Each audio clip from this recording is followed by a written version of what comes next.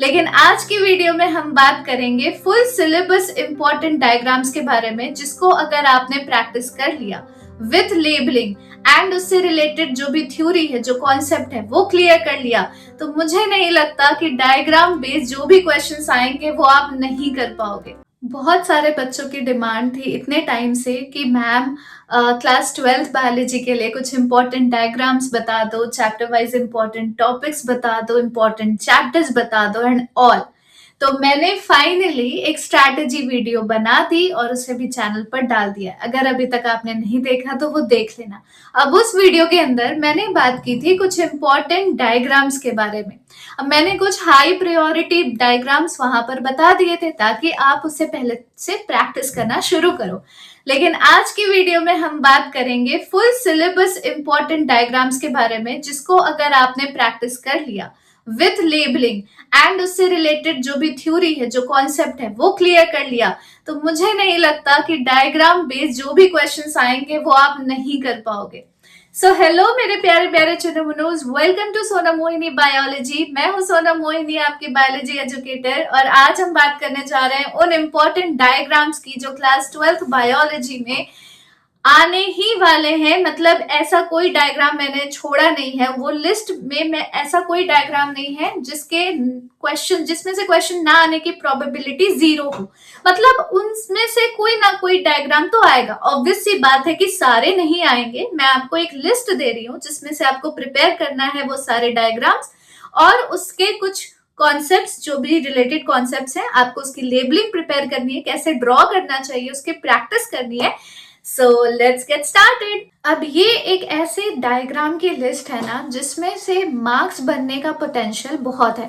ठीक है, आपको पता होगा, अगर आपने पूरी 12th सिलेबस पढ़ रखी है बायोलॉजी की, तो आपको पता होगा कि जो यूनिट 1 है वहां से सबसे ज्यादा डायग्राम्स आपसे पूछे जाते हैं। अगर आप प्रीवियस ईयर के ट्रेंड्स भी देखोगे तो आप यही देखोगे कि रिप्रोडक्शन या फिर जेनेटिक्स, वहां से डायग्राम बेस्ड क्वेश्चन आता है। या तो आपको बनाने को आएगा, या फिर बना बनाया आएगा, उसमें लेबलिंग करने को आएगी, या फिर कुछ भी नहीं करना, उसे देखकर उसके प्रोसेस को बताना होगा, उसके मैकेनिज्म को बताना होगा। राइट, तो मैं आपको अब पूरी की पूरी लिस्ट बता रही हूँ। सबसे पहले अगर हम बात करें रिप्रोडक्शन की, male and female reproductive system, तो मतलब समझ लो फीमेल रिप्रोडक्टिव सिस्टम बनाने को आ सकता है। मेल रिप्रोडक्टिव सिस्टम में आपसे लेबलिंग पूछी जा सकती है। स्पर्म और ओवम का जो डायग्राम है ना, 2 या 3 नंबर को सपोर्ट करने के लिए बहुत काम आएगा ये दोनों डायग्राम। अगर आपसे 2 या 3 मार्क्स का क्वेश्चन पूछ लिया गया ओवम या स्पर्म में से, तो आप आंसर के साथ साथ आप डायग्राम भी बना सकते हो टू सपोर्ट योर आंसर। फिर आता है स्पर्मेटोजेनेसिस और oogenesis। इसमें डायग्राम नहीं, फ्लो चार्ट टाइप का बना होता है। ठीक है, आपके एनसीईआरटी में भी बना हुआ है। अगर आप देखोगे उसी तरीके से अगर आप प्रैक्टिस करते हो बनाना, तो बहुत हाई प्रोबेबिलिटी है कि आपसे ये डिफरेंस वाला क्वेश्चन पूछने को आए, स्पर्मेटोजेनेसिस वर्सेस oogenesis। तो आप इस तरीके से फ्लो चार्ट बनाकर बहुत अच्छा इंप्रेशन क्रिएट कर सकते हो अपने आंसर के साथ। टीएस ऑफ सेमिनिफेरस ट्यूब्यूल और मेंस्ट्रुअल साइकिल का पूरा फ्लो चार्ट, ये तो आपको मतलब छोड़ना ही नहीं है, नॉन नेगोशिएबल चीज है। क्योंकि प्रीवियस ईयर्स के ट्रेंड्स को देखते हुए मुझे ऐसा लग रहा है कि इस तरह का क्वेश्चन अब हो गया है एग्जामिनर्स का फेवरेट। प्लांट रिप्रोडक्शन की बात करें तो ट्रांसफर सेक्शन ऑफ एंथर और एम्ब्रियो सैक, जिसमें 7 सेल्ड 8 न्यूक्लिएट स्टेज वाली जो डायग्राम है, ये दोनों डायग्राम आपके 3 मार्क्स क्वेश्चन को सपोर्ट करने के लिए बेस्ट होगा। इसके अलावा 5 मार्कर के लिए डबल फर्टिलाइजेशन बहुत अच्छे से आप लोग प्रिपेयर कर लेना।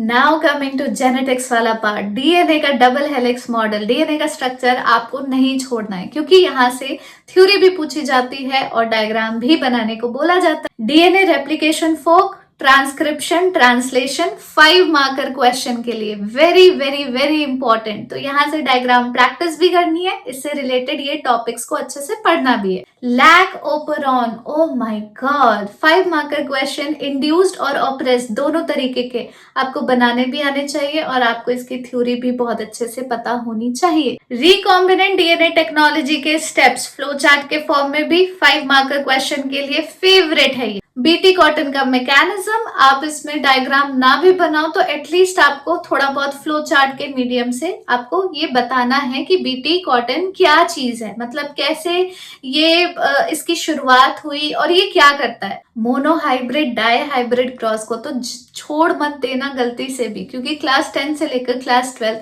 हर क्लास में जहां पर भी जेनेटिक्स है ना, monohybrid dihybrid is a favourite question for all the examiners. बात करें लास्ट यूनिट की, फूड चेन फूड वेब, थोड़ा अच्छे से देख लेना क्योंकि इसमें से ना केस बेस्ड टाइप क्वेश्चंस आ जाते हैं, थोड़े कॉम्प्लिकेट करके आ जाएंगे कि फूड वेब में कहीं कहीं का स्पेस छोड़ दिया जाएगा, किसी किसी ऑर्गेनिज्म की जगह पर 1 2 3 4 ऐसा कोई लिखा होगा तो पूछा जाएगा कि 1 पे कौन होना चाहिए, 2 पे 3 पे 4 पे कौन होना चाहिए और क्यों होना चाहिए। तो आपको पता होना चाहिए पूरा अच्छे से कॉन्सेप्ट कि फूड चेन और फूड वेब किस कॉन्सेप्ट पर वर्क करता है। इकोलॉजिकल पिरामिड जिसमें तीनों आ जाते हैं, pyramid of number, pyramid of energy, pyramid of biomass, तीनों के बारे में आपको पता होना चाहिए कि ये किस चीज के बारे में है और अगर कोई पर्टिकुलर इकोसिस्टम दिया हुआ है तो वहां पर पिरामिड कैसी हो सकती है, इन्वर्टेड और अपराइट किसमें होता है, कौन से नॉन निगोशिएबल्स हैं, everything you must know about this. Population growth curve जिसमें जे और एस कर्व दोनों तरह के आ जाएंगे, 3 मार्कर से 4 मार्कर के लिए ये फेवरेट क्वेश्चन बन जाता है एग्जामिनर का।